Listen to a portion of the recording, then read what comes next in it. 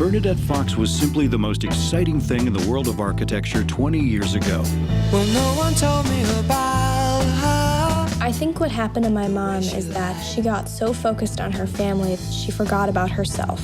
Bernadette is such like a rich, layered portrait of a woman who's gone through so much stuff and has so much going on.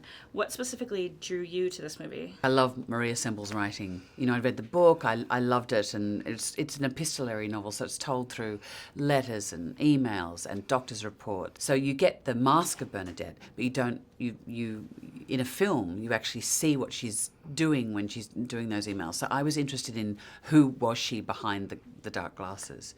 And at heart, I think, you know, she's someone who's about to lose her daughter to the big wide world, and I relate to that as a parent very much. You know, my child's 17 going on 18, and it's a big moment when you can feel them taking a very big step away from you.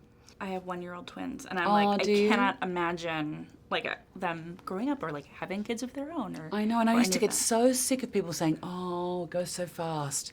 It's because when they're one, you go, "No, it's going really slowly." Actually, sometimes stop still. But now I'm teaching my son to drive, and you know, I've found myself I'm nocturnal like Bernadette is. When everyone else goes to sleep, I'm like boing, and I wake up and I walk around the house, at 3 a.m. And what I've been doing lately is looking at photos of when my 17-year-old has been 6 months and 6 weeks and his first day of school and. You're not standing over his bed, looking at him. Oh, I do. My kids find it really creepy, but often they look so beautiful when they're asleep. Even when, I don't do it to my 17-year-old. That would be a little inappropriate. But I do it to my 11-year-old and my 4-year-old. As I go in and I'll take photos of them sleeping, and they'll get onto my phone and they will be so freaked out because they find it really creepy, which probably is, but. She ran over her mother at school. Bernadette! Incoming. What do we do? Punch it!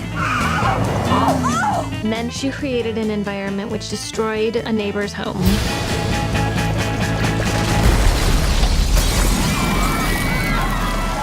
Part of what Bernadette's dealing with is a setback sort of in her personal life and her professional life. Has there ever been a time when you sort of had something you put a lot of work into and it didn't go the way you wanted, and how did you sort of deal with it? Oh my God, every time. I realise that's the reason why I keep working, is to try and repair the disaster of what I did in the previous film. It's always a disaster. I'm always catastrophizing, and it's continually. I think that's where I relate to Bernadette is that it's all or nothing. She's a perfectionist, but then she'll also go, "Oh, I can't be bothered washing my hair today." What do you do sort of when you need to escape? She kind of flees. She's stuck in a corner, Yeah.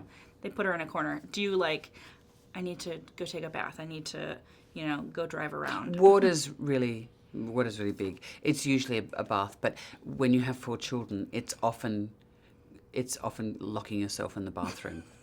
So I think to me it's hilarious and so apt that Bernadette jumps out the toilet window, because that's where I think often parents will retreat to, the smallest room in the house that is kind of an unassailable no, you can't enter.